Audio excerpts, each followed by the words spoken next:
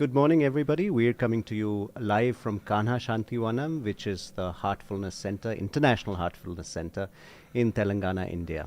And this is the build-up to Yoga Day, International Day of Yoga, which is tomorrow.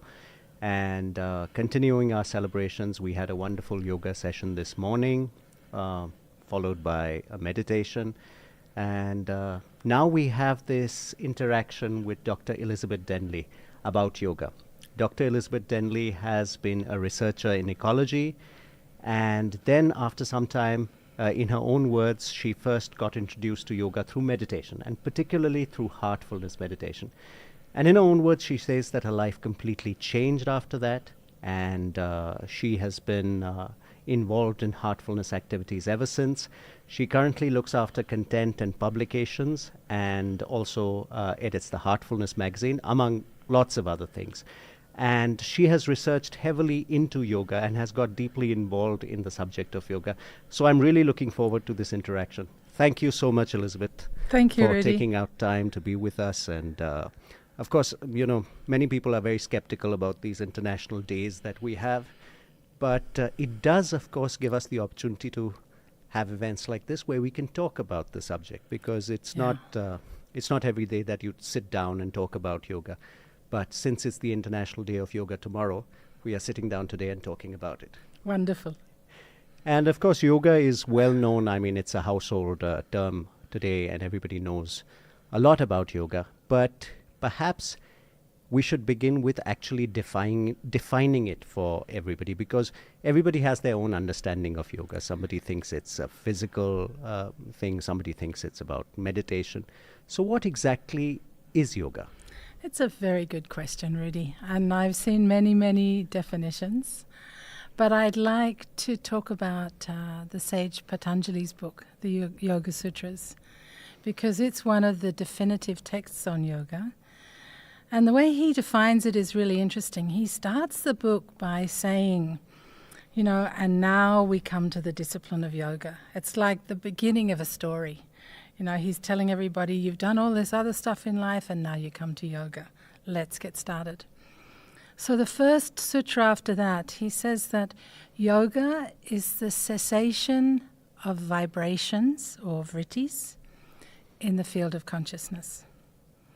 So what does that mean? It means that, our minds are busy a lot of the time. But you imagine a pool of water that's very disturbed, that has lots of waves, or the ocean in rough storm.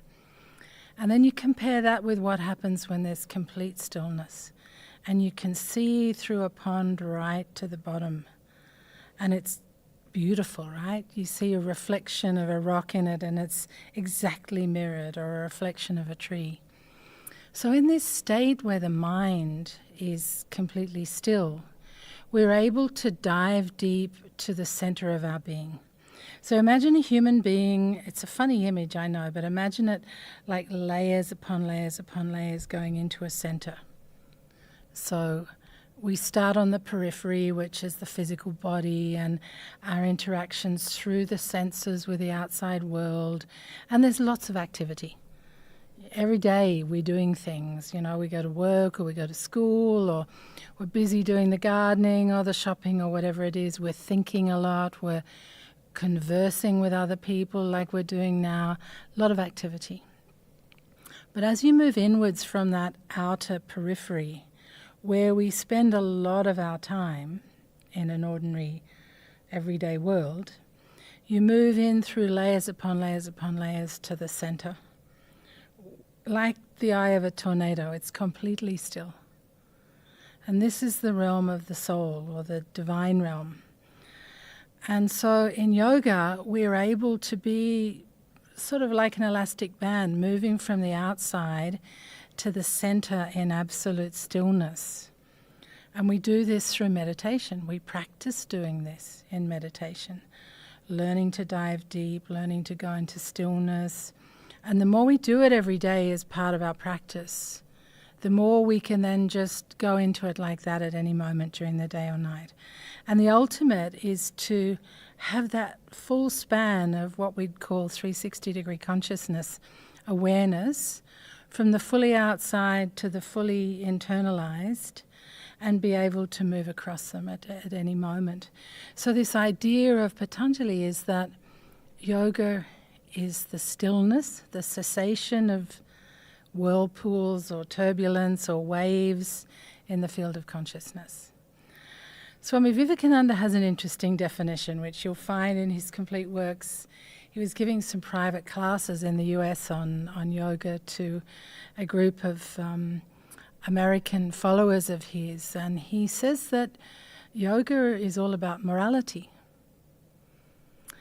And when you think, though, that morality is the conservation of resources, of energy, again, you come to this same idea of moving towards a centered, still, non-disturbing approach to existence. I mean, that's a different definition of morality as well, because most people would think about chastity and things like that as morality. You wouldn't really think about utilization of resources. Well, even chastity is utilization of resources. Sure. You know, everything is. The way we eat, the way we sleep, the way we drink water, our sexual morality, all of it is about how we conserve resources for some evolutionary purpose, rather than just... So if you listen to Vivekananda, he talks about the idea of, why are we here on earth? Are we here for pleasure, or are we here for some evolutionary purpose, which is about, in his view, truth and God? And so he sees those as different purposes of existence. And if a human being is here for truth and God, they're not interested in pleasure and that sort of thing. They're here for an entirely different purpose. And that's what yoga is all about, this entirely different purpose of spanning this consciousness so that you become centered in your own divinity, in soul consciousness, you could say. So that's what we're trying to do. And of course, everything, the physical exercises, the breathing exercises, the yamas and niyamas, which are all about our behavior and habits, and then the way we turn our attention inwards, the way we deal with the senses, all this stuff, as well as meditation and going into that deep-centered state, they're all aspects of yoga. Yoga, it's really interesting, Rudy, because today, finally science is waking up in the wellness industry to this idea of whole body health. They no longer look at mental, so physical, mental, emotional, social and spiritual well-being, because they're saying that all these things are interactive. The mind's not separate from the body. So something that affects the mind will have an effect on the body and vice versa. So, for example, gut health affects your serotonin production, which affects your moods. So that's one way in which the body is affecting the mind. Then you have examples where mental health affects your immunity. So people who have depression or schizophrenia have a much reduced immunity as a result of their mental condition. So finally science is saying, okay, we know they're not separate now, so we need to talk about whole body health instead of physical, mental, emotional and spiritual well-being. That's what yoga's been doing for thousands of years, talking about whole body health. Because if you look at every aspect, all 8 aspects, they all 8 limbs interrelate the mind, body and soul. And I've also heard yoga defined as union. Is that a definition also that is absolutely accurate? Yeah, it's in fact that's what the root word, the Sanskrit word yuj, means, to yoke, to unify. So what do we do when we move into this stillness at the center of our being?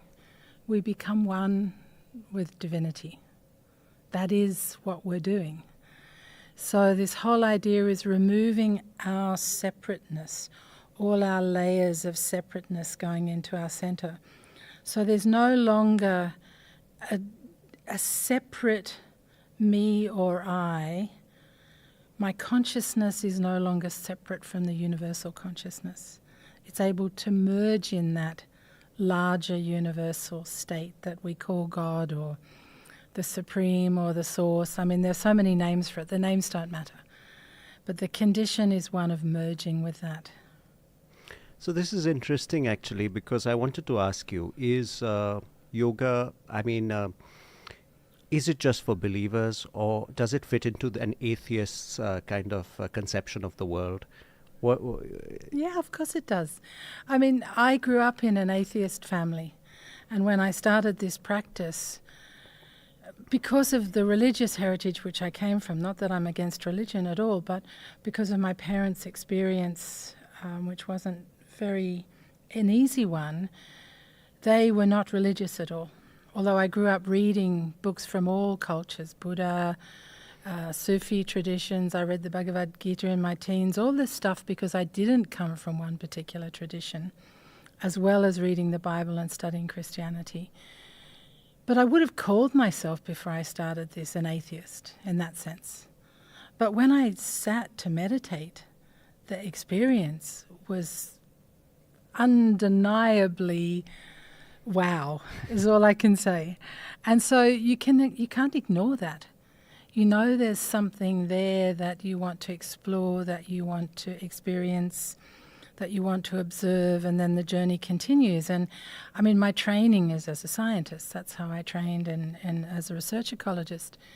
The same principles apply to this. I observe, I note, but I also do that on multiple different levels than I did in science, which is far more satisfying to me, because in science it is very much rooted in the material world. You're measuring things. If something's not measurable, it can't be put in a scientific paper.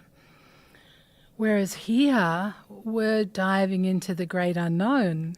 You know, we're diving into something that even if you experience your own divinity, the center of your being, you can't translate that into words or into an equation, or it's just not possible. Otherwise, if you could define it, it's no longer divine. It's no longer God. Because that realm you're going into, the great unknown, doesn't have qualities. It's not about belief. Yoga is not about belief. Yoga is about experience within yourself. Of course, there's a lot of faith involved. That's a different thing from belief, because it's a journey, of your physical, mental, and spiritual being evolving, simplifying, purifying, expanding, all these things. And in any journey, in any change, there's sometimes discomfort, and you don't know where you're going. How can you know where you're going if you're going into the great unknown? So there are a lot of times when you do need to have support, you need guidance, and you need faith, but not belief. I mean, belief comes, I guess, from what you experience. Mm-hmm. So it's grounded in experience in that way. You also mentioned the 8 limbs of yoga. This is what the sage Patanjali is associated with. It's the Ashtanga yoga, the 8-limbed yoga. Perhaps we could go into that a bit, the 8 limbs. I know starting with yama, niyama, asana. Can you walk us through what are these 8 limbs? Okay. So a lot of people see them as being stepwise, starting from 1 ending in 8. And a lot of people see them as being separate. That you have yama, you have niyama, but neither of those 2 things is necessary. It's almost like we're putting 8 different lenses on what yoga is, looking at it from 8 different angles, but they're not separate angles. So the first one, as you mentioned, is yama. And yama is about our character, our behavior, our way of being in the world, our intentions, our thoughts, our feelings, and our actions. And yama in particular is about removing all the unwanted habits, all the unwanted aspects that complicate our being, that create entanglements in us. And I'll give you an example. If since childhood, because of an experience, you have a fear of dogs, it becomes embedded in your neural networks, that whenever you see a dog, because of the experience, it's embedded there so that the minute you see a dog, it creates the flight or fight response in you, because there's fear. Absolutely. I know people who just freeze the moment they see a dog. You know? Yeah. And for people who are dog lovers, it's almost impossible to understand what's Yeah. happening. Well, I had it with my brother because he was bitten on the face by a dog when he was very young. And the two of us would go out walking, and if I was in front, the dog would run up to me, tail wagging, very happy, everything was fine, and my brother would appear and the dog would start barking. Because the fear response was so strong, it evoked that reaction then in the dog. So these things sit there as complexities, impurities, you can say, in our consciousness. And they're hardwired into our neural network for survival. There's a good reason for it, right? You don't go and put your hand in a fire because you know you're going to get burnt. That's hardwired into your system. But the thing is, there's a lot of stuff that's hardwired into our system that's not so evolutionary. Our habits. It may have been useful when we were young. For example, little kids who had to tell lies so as not to get beaten or in trouble or whatever, who were scared, find it very, very difficult to be truthful in challenging or fearful situations as adults because it's learnt behaviour. Somebody who's never had that experience, who could be honest with their parents or their teachers when they were young, and even if they were in trouble, it was never threatening. It was always just a learning. Such people don't need to tell lies in difficult situations. Now, to break that habit is a hard thing if it's hardwired into you. So Yama is all about how we break these habits. It's about how we refine our personalities. It's all about not being violent or hurting others. It's about being truthful. It's about not being dishonest or stealing. It's about moderating the senses, which is a huge thing. All of these are huge things in yoga, by the way. And then the last one is about non-possessiveness or covetousness, and which impacts us with things like FOMO, and so many of our daily behaviors are affected by these yamas.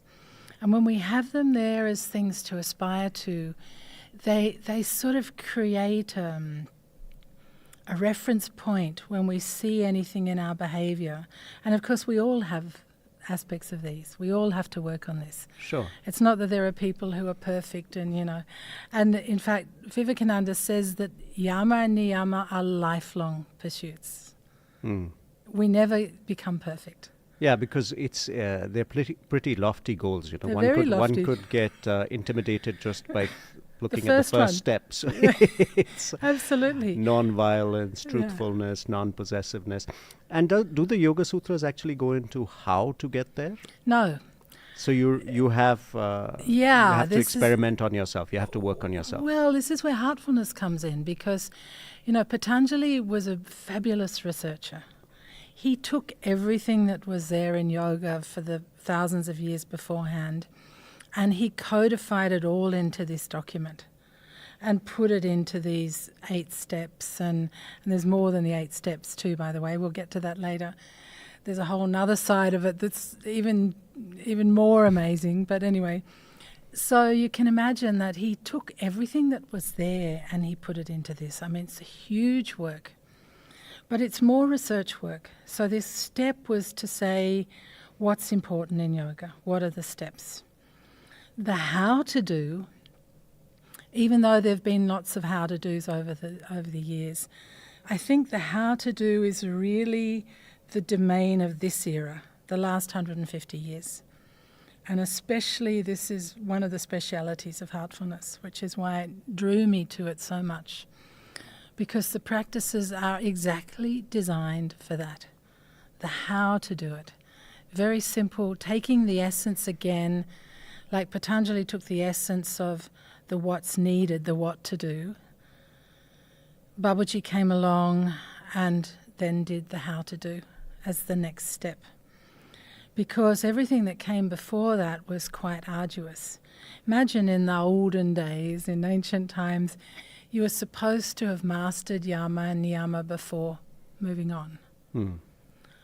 I don't know how that's possible without meditating. I'm sure, and maybe it's fictitious anyway, maybe they did all meditate to do it, because I can't see how you could do that through penances, because there's no way to change all that neural networking. The subconscious is too powerful. I mean, it makes up 95% of our mental activity, and we have no control over it. So how do you work with that unless you've got practices that actually take you outside the conscious spectrum? Because good intentions will not work there. No. I mean, it's just... Not at all. And when you read Vivekananda, it's really fascinating because he talks a lot about the regulation of energy, which we'll get to as pranayama. He talks about the currents in the human being, and he says that until you can actually master these two currents, the main nadis that sit around the spinal cord, the Surya and Chandra nadis, until you know how to master these, you can't be moral. So, there's a lot to this science. And that's why he says, when we move on, but I'm jumping all over the place here, sorry.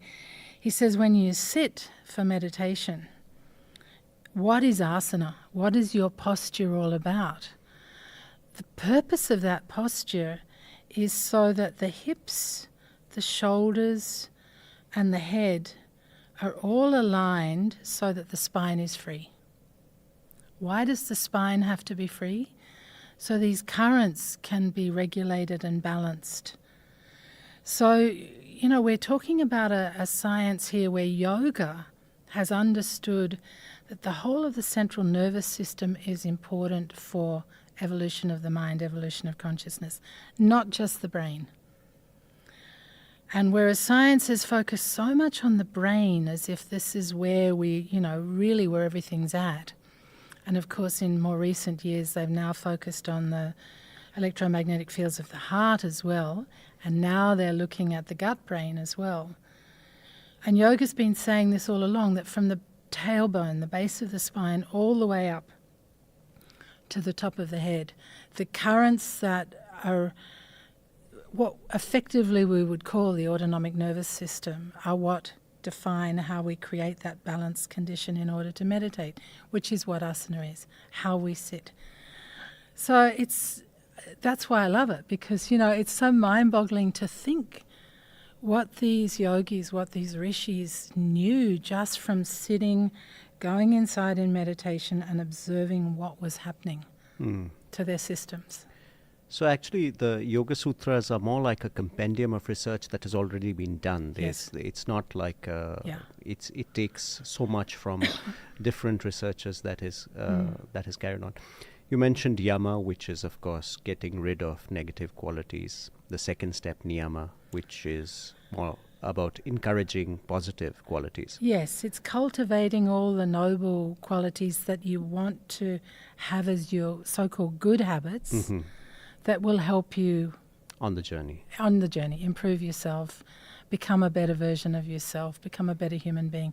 You don't even have to have lofty goals of oneness with God to want to get rid of bad habits and inculcate good habits. I mean, look at the number of books around at the moment, like James Clear's Atomic Habits and Stephen Covey's 7 Habits for Effective People. All these books are about this. About what I need to do to become the human being that I want to be in this world. And that's, yoga is not just about oneness with God, it's also about oneness with yourself, which is what this is, that in the world you function in a way that's integrated, that, body, mind and soul are happy together. And that's massive. And it's massive for most people because a lot of people don't feel good about themselves or not confident with themselves, don't even believe they're worthy of having a good life. It's especially now, I look at young people coming into the world and I think, my goodness, what a challenge to wake up every day and hopefully not read the news because otherwise you're depressed from the word go. But think about a very hopeful, positive outlook on life and about what you're not just fighting fires, but you're doing something that's bigger than that. So that's what niyama is about. It's about something bigger, something better, something more visionary, you could say. And so, the first one is phenomenal. It's purity. And purity is something that, for me coming from the West, is not such a well-liked concept. Sure, it's associated with puritanical. Exactly. It's associated with some sort of authority. Yeah. And but when you think about it, everybody likes to live in a clean house, right? Sure. Everybody likes to have clean clothes and have a bath and all that sort of stuff. We value purity. If we go swimming in the sea, we want it to be pure. We don't want it to be full of sewage and rubbish. Mm-hmm. We know what purity is all about. And when we see a pure, imagine looking at a very young child who has such purity about them. It makes you happy, right? You look at that child and they're full of joy because there's no heaviness. Purity is the state of, being free of all that heaviness, and of course it's the foundation when you're going towards stillness, towards that state of complete centered stillness. That's purity. If you were to describe where we're headed in yoga in 2 words, it would be purity and simplicity. But purity comes first. Because Daaji said this the other day actually, he said you can be simple but not pure. And there are many people like that who are sort of simpletons. But then when purity is there and you have simplicity, it's beauty. And Chopin said that about music, that the most elevated, most evolved music is the simplest. And most really, really popular and long-lasting pieces of music are very simple in their melodies, in their rhythms. There's not a lot of cacophony going on. It's just beautiful, and we all relate to that. So this idea of purity is one of the niyamas. It's about how do we let go of all the baggage? And we have a lot of baggage, I can tell you. And we create a lot of baggage every day. When somebody at the workplace, treats you really badly, bullies you, for example, how does it make you feel? What happens to your energy field when that happens? It's a discomfort. For me, I always call it a friction, because I feel inside suddenly. When I was a kid, I used to use 2 words for it. There was rough and smooth. And rough was the uncomfortable state, and smooth was when things settled down and I felt still again, calm again. And those words for me still sum it up. When things are rough, it's not good. And we hold on to these. We build resentment, or we get sad, or we feel victimized, or we get aggressive and angry towards the other person. We all have different ways of dealing with it. But these are the complexities that we carry around with us. And so we're moving towards this state of purity, of innocence, you can say. And then, of course, with that comes, the other niyamas, the contentment, and of course it goes right up to the highest state you can possibly imagine, Ishwar Pranidhan, which is surrender to God. We're going all the way here in the second step to this idea that, first of all, the idea of surrender, which is not a very popular idea. Sure. But the Sanskrit term, as Daaji often says, that is maybe easier to comprehend is Sharanagati, which is more about being held by or protected by. And that's beautiful. It's like a baby. That's completely dependent on the mother and has not a care in the world.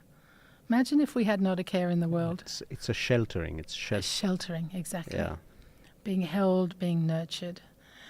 And so this idea of seeing God as a sheltering, nurturing state of existence that holds you. What a way to go through the world. Absolutely. I can't help but think of the Dylan song "Shelter from the Storm." Exactly. It resonates with so many of us because it's about that. It's about finding shelter in this world. Yeah. And you spoke, of course, about the 3rd step also, that is asana, which is posture, and the spine, about relating to the energies. And then we come to the fourth step, which Let me is... just say a bit more about Sure, asana sure. before we carry on. So asana is another area where in the last 150 years, I would say there's been a huge expansion, evolution. I think every step here, from yama, niyama, asana, and we'll carry on, but this field has evolved enormously. In the beginning, Patanjali said it was just, the word asana means to sit, basically. So it's how you sit in order to achieve this goal. But then what happens is if you just sit all day, every day, which is what I started doing after I started meditating, you put on weight, you get lazy, your muscles lose tone, you're not running around doing all the activity again. So rishis and yogis decided they needed to create some exercises that would tone the body and look after their physical health as well. Because otherwise, if the body is the temple, the vehicle that is holding all this together, the soul and the mind, etc., and you're not looking after it, you're in big trouble. Yeah, you've taken the ultimate chill pill. You're just like, now you don't have to do anything. Yeah. And, it's one of the big risks of meditating, especially Sure. once you start to experience the soul, this beautiful, blissful state comes into being and it's like, I don't want to do anything except close my eyes. Exactly. Anything else seems like a waste of time. Yeah. But that's not a good idea, And so these asanas that have developed in a number of very, very good and well-known schools in India, the Krishnamacharya school, the Bihar school, the Shivananda school, etc., have evolved into incredible, healing techniques and yoga therapies now in the West. I mean, it's diversified where yoga has become for example, there was one lady who was part of our Yoga for Unity program, Heather Mason, who does yoga therapy in the NHS in the UK for people in isolation with chronic illnesses, etc. It's gone to that extent. So this field of asanas has diversified enormously. It's not that, that's good or bad. Some people, unfortunately, see yoga as only that, just like a sport, a physical exercise. And that's okay. But of course there's much more to it than that as well. But it's helping a lot of people who otherwise would need medication because their lifestyle wouldn't be as healthy. No, a couple of years ago, actually, National Geographic, I remember reading an article in National Geographic where a lot of people, and especially in the criminal justice system in the States, a lot of people a lot of judges started including yoga as part of the prescription for some people to help them recover from whatever they were, charged with. Yeah. So, and their sentences were reduced if they signed up for yoga programs. So that's interesting. And the fourth step, of course, is pranayama, which is a lot of people are practicing, and they do it before the asanas or after the asanas. What is pranayama about? Okay, so if you think about who we are, we have a physical body, and then the so-called mind or the subtle body has various aspects. And one of those aspects is that it's an energy field. Mm-hmm. And so prana just means energy, effectively. And so what we're looking at with pranayama is we're looking at the regulation of energy in our human system, how our energy is flowing through our system. And of course, a lot of the exercises that we do for that are to do with breathing. But breathing is just a reflection, if you like, of the whole of our energy system. So I would say that pranayama is energy regulation. And that means many things. For a start, as I mentioned, we have these currents that flow down either side of the spinal cord, the Surya Nadi and Chandra Nadi. In fact, throughout our human system, there are, I don't know exactly how many, I've heard different counts, but there are hundreds of thousands of these, things called nadis, which in Chinese... the Chinese traditions are called meridians So they're just channels of energy. Channels of energy through the human system, yeah. But there are three main ones. There's the one that goes straight up and down the spinal cord, the Sushumna Nadi, and then there's two on either side that do a figure of 8 around the spinal cord and are associated with the sun and the moon. And of course they are associated with our breath as well. The right nostril, when we breathe more with the right nostril, it means that the Surya Nadi is more dominant at that particular time, which means that the sympathetic nervous system, the active, energetic nervous system is active. Whereas when the left nostril is more dominant, it means that the Chandra Nadi, the moon Nadi, the nighttime Nadi is more active, which means that the parasympathetic nervous system is more active. So this autonomic nervous system is constantly in flux. It moves from one to the other in a cyclical way throughout the day, in a rhythm. And of course at night, the Chandra Nadi, the parasympathetic system is more active. During the day, the Surya Nadi, the sympathetic nervous system is more active. But of course in our stressful city environments, we're overstimulating the sympathetic nervous system all the time. When we go into the flight or fight response I mentioned before, when we're under stress, we have to activate the sympathetic nervous system because we have to be on alert, we have to be ready in case there's danger. And of course what we see as danger nowadays is a car honking behind us. Absolutely. Or somebody yelling at us. Or even your boss coming to your cubicle. Yeah. You see him from across the office and you see him approaching or her approaching and you're like... Uh-oh. Yeah, exactly. Heart rate goes up. And email in your inbox from somebody that, He's going, oh no, I don't want to open that. Yeah, exactly. Yeah. And not only that, noise pollution, light pollution at night, electromagnetic pollution from Wi-Fi. If you live in an apartment building, you may have 100 Wi-Fis around you all. Yeah, you just need to look at your phone and you'll see all these networks show up. Yeah, exactly. So we're bombarded. So there's a chronic level of sympathetic nervous system stress going on, which means that our energy system's out of balance. That's an overlayer. On top of that, though, underneath that is the normal energy flows in the system. And the energy flows are really interesting because, there's a downward flow which is associated with excretion and elimination. There's an upward flow.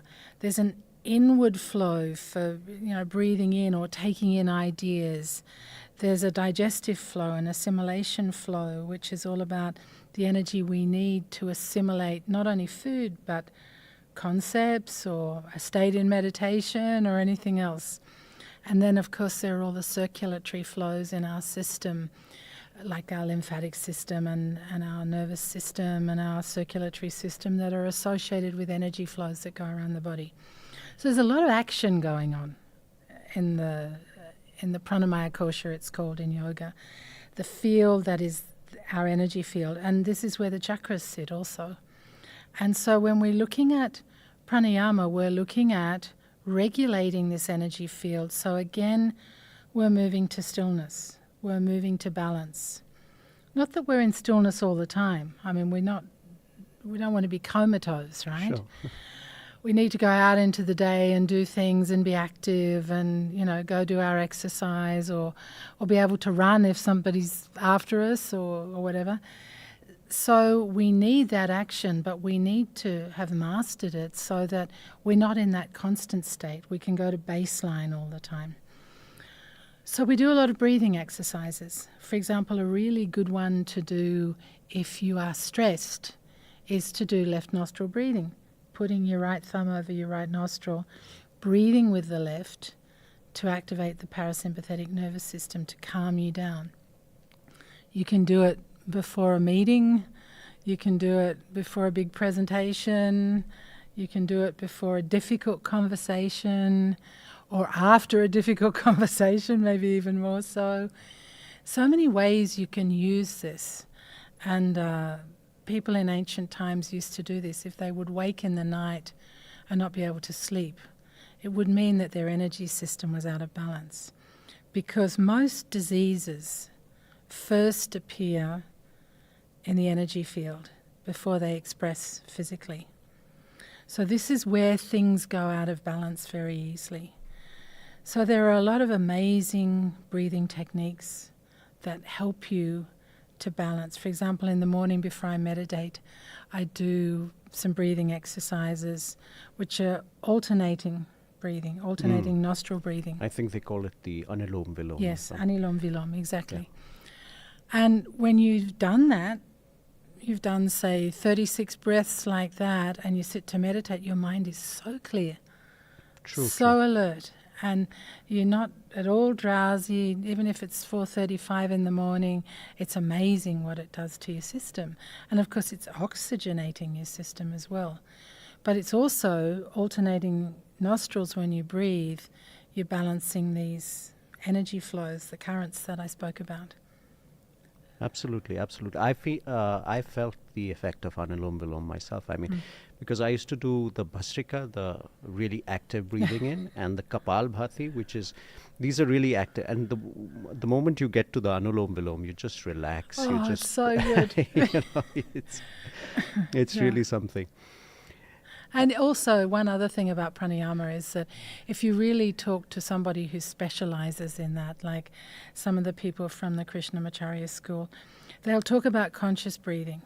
And you know, there's this whole system that as you breathe out, and of course you're pulling your diaphragm in when you breathe out, energy's rising up from the Agni, from the stomach area up into your system. And then as you breathe in and you release that, it's spreading throughout your whole system. There's this whole science again behind breathing, which I don't know enough about because I'm not an expert in that.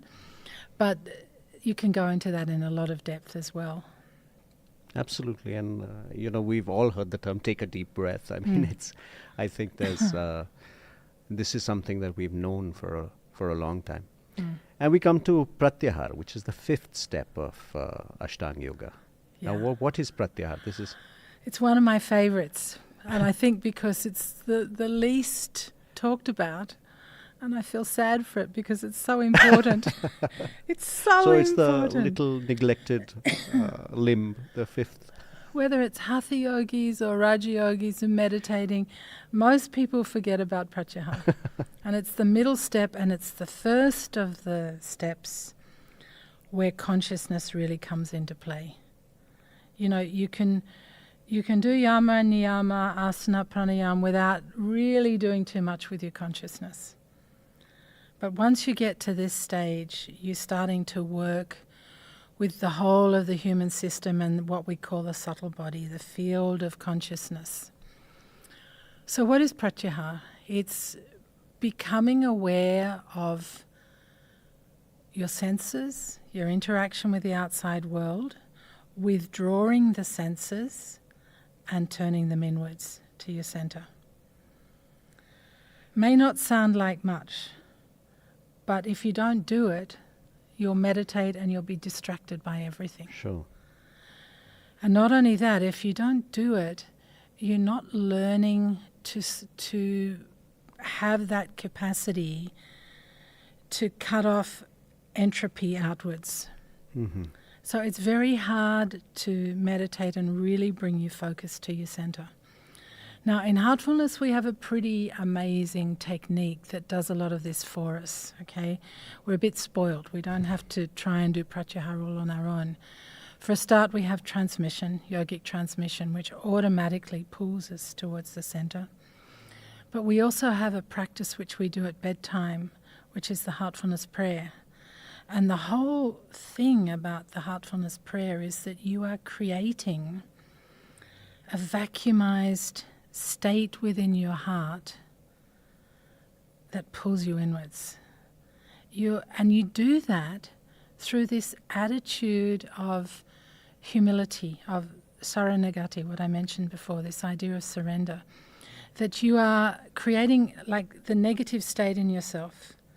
Well, I mean negative in terms of positive and negative poles in electricity or an atom or something like that, not negative as in bad. But the negative state, the nothingness state that, you know, it draws in on itself, the vacuumized state. So we have these amazing how-tos for Pratyahar.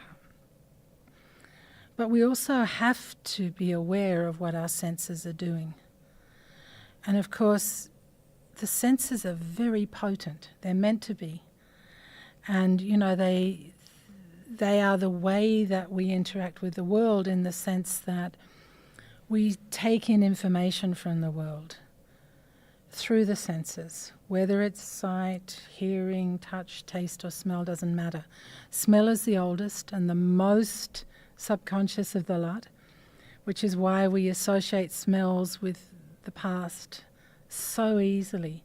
And certain smells can evoke feeling in us in incredible ways. Sure.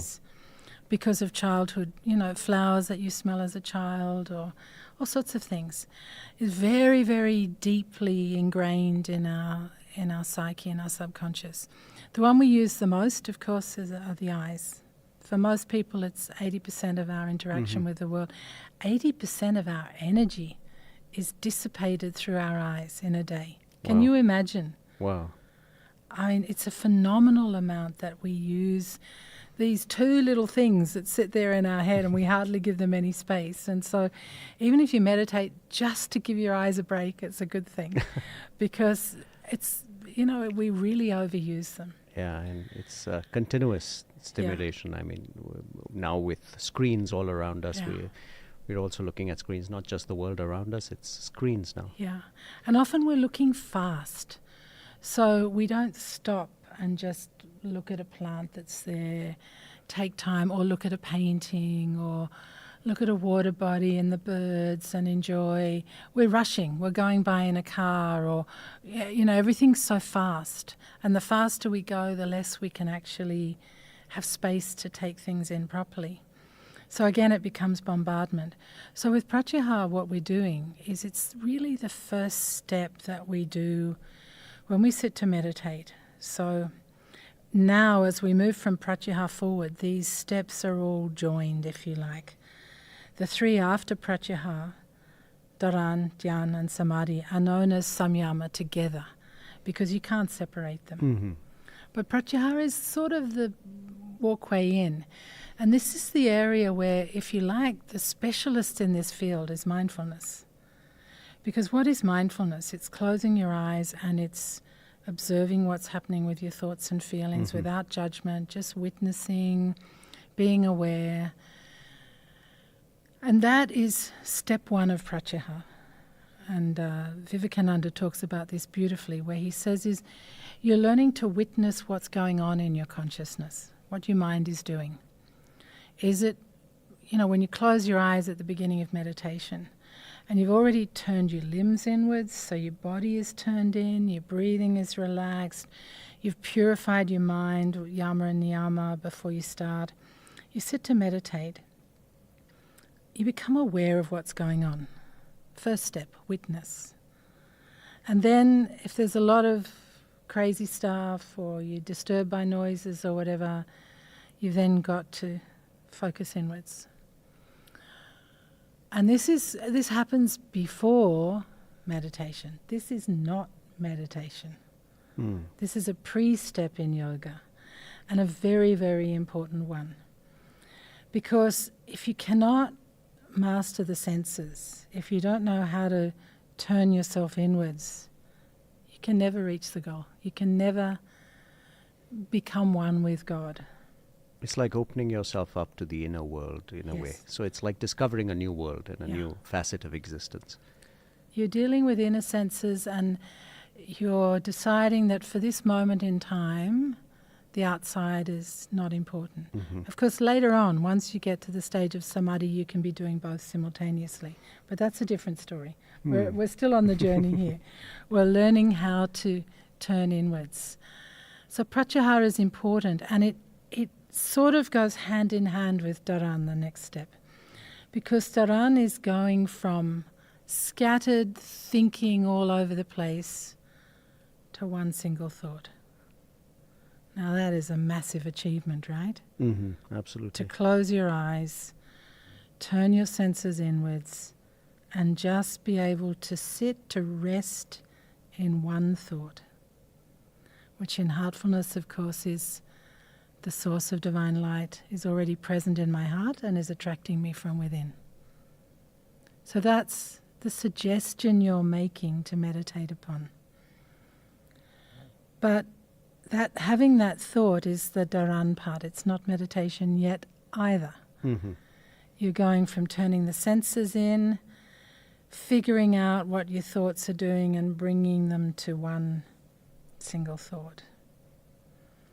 All that, Pratyahar and dharan, is preparation for meditation, for dhyan. So you might ask, what do we do in dhyan? Yes, exactly. Where does it go from there? Well, we dive now. We're going deeper. Remember I spoke about the layers from the outside? We're going inwards to the center of our being. And so we're still in dharan, we're still at the level of thought, which is a fairly superficial level in terms of our consciousness. Thought is important, but it's at a very sort of outer level, if you like. What happens is now we want to not just think that the source of divine light is present in our heart, we want to experience it.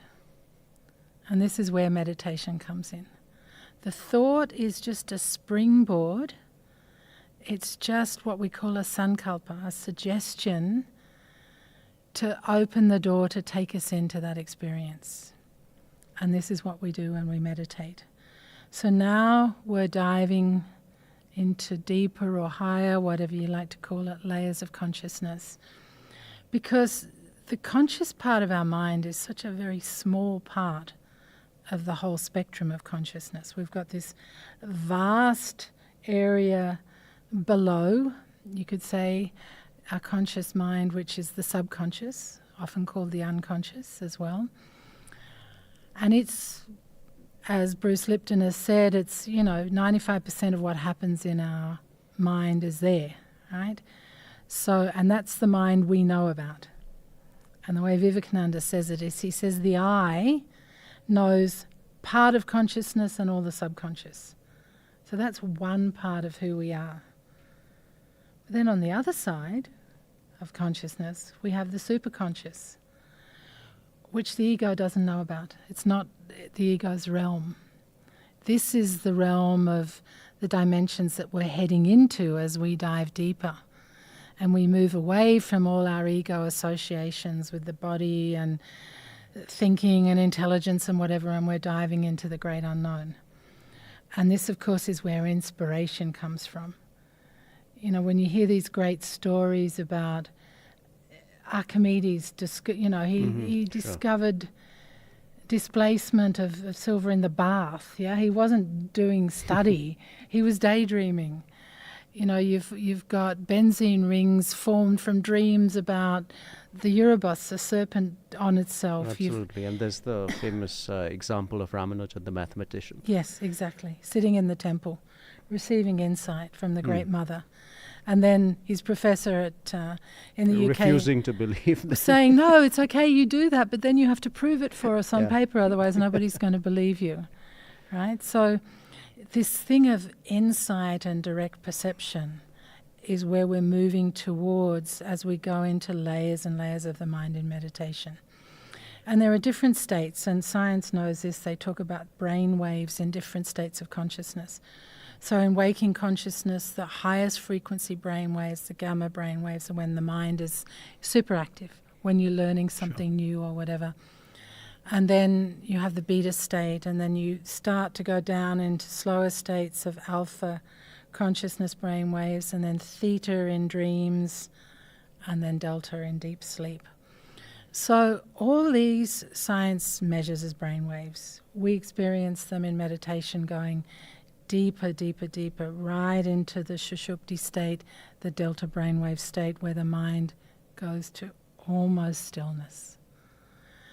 And that's what meditation is. And that takes us through various layers of connecting with the center, with the original state, you can call it, of samadhi, but at different levels. So, there's the samadhi that's, we experience it, but we go into deep sleep-like state, like a stone. We're not conscious. And many people experience this with transmission in the beginning. They just go out. Yeah, absolutely. You hear people, I was totally knocked out. I was gone. Yeah. You hear people say that after a meditation session sometimes. Yeah. And then some awareness starts to come, and it's more like a dream state, the swapna state, a dreamlike state where there is some awareness, but it's like you're in a dream. It's a sort of a dreamy, groggy sort of state. And then, of course, the highest states of samadhi, which are where there's total alertness, total consciousness, and you're at one with the center in stillness. And then that you can live that in day-to-day life. Go about, emails and shopping and everything else and be in that state. So there's a whole spectrum here that we go through in meditation, with meditation and samadhi, the final state, sort of joined together. Meditation is the process, samadhi the experience that we're having of it. So they're the 8 steps. Fantastic. That's really, it covers nearly everything. Everything. It covers all aspects of life. This has been a very cursory sort of glance through that. I'm sure each step and each sub-step you can spend days and years on. Yeah. But thank you for sharing that. And also I wanted to, before we conclude, I wanted to ask you about yogic psychology. This is a term that I've been hearing. And what exactly is yogic psychology? Well, psychology is the study of the psyche. Which, sure. That's what we understand it as. Yeah, and the psyche, even in the Greek language, means the soul, the spirit. So it's an interesting field. And when you read Patanjali's Yoga Sutras, you realize that apart from this Ashtanga Yoga, he does another thing, which is just astounding.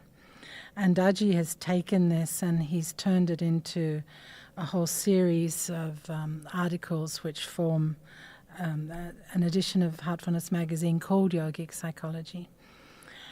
I think some of the early Westerners who spent time with Swami Vivekananda realized this, because Sister Nivedita wrote at one stage that India is the land of psychology. And of course Swami Vivekananda had studied Patanjali's Yoga Sutras in great depth and written a commentary on them. And I'm sure he passed this on, and they realized that, oh my goodness, what is here? So think about what we started with, which is the state of yoga is complete stillness, complete cessation of all the movement in the field of consciousness to just above zero. It can never be zero or we wouldn't be alive. And then what happens is that these movements in day-to-day activities, which are called vrittis in yoga, whirlpools or vibrations, you can say, in consciousness, happen automatically. So, for example, you have thinking. Thinking is itself an energy, is a vibration. And the way Patanjali talks about it is he says there's right thinking and there's wrong thinking. And then he says there's imagination as well, there's memory, and there's sleep. These are the 5 normal, everyday vrittis, causes of activity in our consciousness that are part of being human. They're neither good nor bad. They exist in themselves because we're alive. We need memory. If I didn't remember that not to walk out on the road when cars were coming, I wouldn't last very long. So memory fulfills a very important purpose. But it can get coloured. So we have these vrittis that are just what they are, their activity, their movement. And if they come and go, like waves in the sea, when they're there, they're there. When they're gone, it goes back to baseline. It's easy.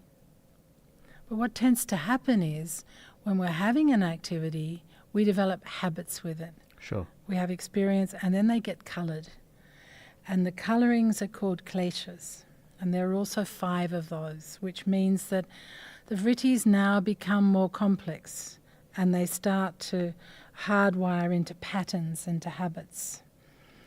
And no longer are they just activity that goes back to baseline, but they create knots in the energy field and they form patterns which then we keep recreating and get worse and worse and worse. Then on top of the kleshas come this group of vikshepas, which are obstacles, you can say, now what were just colorings have got more entangled, more complex. And so Patanjali listed 9 of them. Daaji's added a few more, like FOMO and guilt and shame, etc., which got added to these. And these create the mental disturbances that really pull us off kilter. By the time we've got Vikshepas, and now we can start seeing anxiety and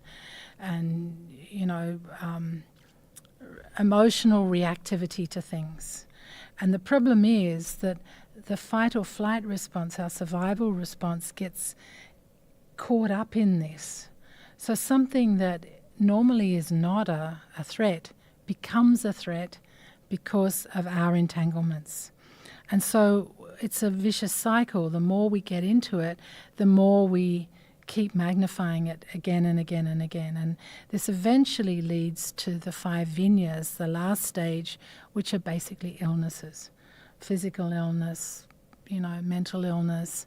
But basically every description of a mental condition that you would find in modern psychology is defined by Patanjali as in this whole system of the mental modifications. The 24 mental modifications of Patanjali, plus a few more added by Daaji. And when you look at that, you realize that he's talking about how these come about. And then Heartfulness is talking about how we remove them. So again, the how-to. The how-to. So you have this system where, I started Heartfulness when I was 34. I wish I'd have discovered it when I was, say, 17 or 18 or whatever, so that I didn't have to build up all the complexities that I did to then have to remove them. But imagine that if everybody had these tools. So you've already got this amazing codification of the mental healthy state, which is basically the baseline state of stillness, plus your normal everyday activities, going back to baseline again through cleaning, through doing your practice, etc., so that you're not creating entanglements. When the entanglements build up, what you're looking at, what's there. And again, you have processes, you have methods to go back to simplicity again, to purity, to simplicity, so you can go back to baseline again, back to stillness, which is peaceful, which is joyful, which is contented, which is compassionate, is all these things. The only reason we're not those things is because of all these complexities that build up, all the mental modifications, to the point where by the time you get to the vinyas, you see physical illness, mental illness, etc. And you see 2 of the things are breathing issues, right, in the vinyas. It's erratic breathing in and breathing out, which of course is asthma, it's panic attacks, it's all these things where things have got to that extreme stage where there's no longer that flow of breath, that flow of energy that we were talking about with pranayama. So it's incredible to see how he's described all this. And if you want to know more, you can read Daaji's articles on yogic psychology because they're all explained in there. And these are all on the Heartfulness Magazine site. Yeah. So anybody who's watching this, if they want to access those articles. But when you look at the science of it, it's phenomenal. It basically explains mental health and mental illness, mental well-being, and how we can get there. Of course, if somebody's already far along this spectrum, it's much harder. They may need additional support, medication. This is not an alternative for going to the doctor if you've got any of these issues. But what it does give you is a sense of what we could do as human beings if we understood this science, and how we could help children to be able to manage this process from an early age and not get caught up in all this. It's mind-blowing. Honestly, Rudy, it blows my mind anyway. No, it certainly is. Because there's so much depth to everything that is there, and especially when you mention yogic psychology. It offers so much hope to people in that sense, because you now understand, because we beat ourselves up about so many things. And but you have things that have been understood, and you can go, because when you try and solve it without this knowledge, you are just your response is also colored. You are trying to get rid of a colored something, but your response is also colored. Yeah. So when you approach it from this angle, with this knowledge that is there, I think there's so much more to learn, and there's so much. It's incredible, and you think about, and this is not to denigrate Western psychology. I think there's some amazing stuff in Western psychology, but if you're just trying to analyze everything through therapy, and you can't work at the energy level with the meditative practices, it's like you're working on something, but you're not getting to the root cause of it. Sure. When you do both, when you can get to the root cause through a cleaning practice, you can remove samskaras from the system. You've got a way of disentangling all these complexities, of getting back to purity. And then you can do self-study, what's called swadhyaya in yoga, one of the niyamas. Whether you do that through journal writing or therapy or whatever way you want to do it, but you're looking at psychology from the perspective of how to change your habits on the outside. It's dynamite. It's just a winning combination. It takes work, of course. All this takes work. It's not. There's no magic wand. I mean, transmission is a magic wand. It supports us like this so that we can do all this, which would be so hard otherwise. But it's possible. It's just phenomenal. And all that is in yoga. And all of that is in Patanjali's Yoga Sutras. That is fantastic. So the possibility is always there. It's all, that's amazing. And that's a great note to end on. We're out of time. Thank you so much, Elizabeth, for taking time out. And this is the build-up to Yoga Day. Tomorrow is Yoga Day. But, of course, I'll ask the viewers, please stick around. We have more stuff coming up for the build up to Yoga Day. There is the Heartfulness Yoga team who is going to give us some demonstrations just after this. So please stick around. We were coming to you live from Kanha Shanti Vanam with Dr. Elizabeth Denley. Thank you so much, Elizabeth. Thank you, Rudy.